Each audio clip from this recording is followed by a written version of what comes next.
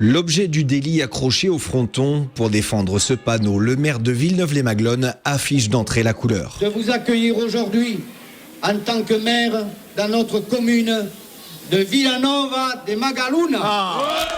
Pour avoir le droit d'afficher cette appellation à l'entrée de sa commune, le maire de Villeneuve-les-Maglones a ratissé large.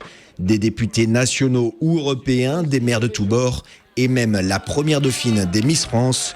Du beau monde donc pour s'opposer à la décision du tribunal administratif de Montpellier. J'irai jusqu'au bout, à tout le terrain judiciaire. Il faut que Villeneuve, à l'inverse, fasse une jurisprudence pour appliquer les langues régionales. Je parle le catalan et c'est une partie de notre culture qui s'envole si on laisse faire des choses comme ça. Il faut revenir au bon sens, vous comprenez. On ne peut pas laisser un tribunal administratif invoquer des raisons fallacieuses pour interdire que la langue d'oc disparaisse. Des militants des quatre coins de l'Occitanie, mais aussi des Bretons, des Corses ou des Basques, car la crainte de ces défenseurs des langues régionales, c'est que l'affichage bilingue soit remis en question en France. C'est un panneau qui réverte une cause, qui révèle quelque chose. C'est que si on ne change pas la loi, tout est fait en France pour éradiquer les langues régionales.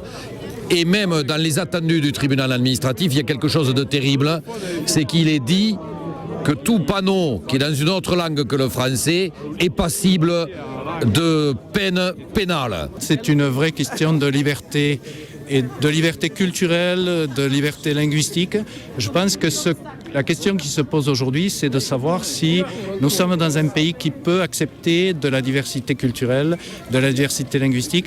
Pour ces militants, ces panneaux sont donc plus qu'un symbole. Pour demeurer une langue vivante, l'occitan doit aussi pouvoir s'afficher.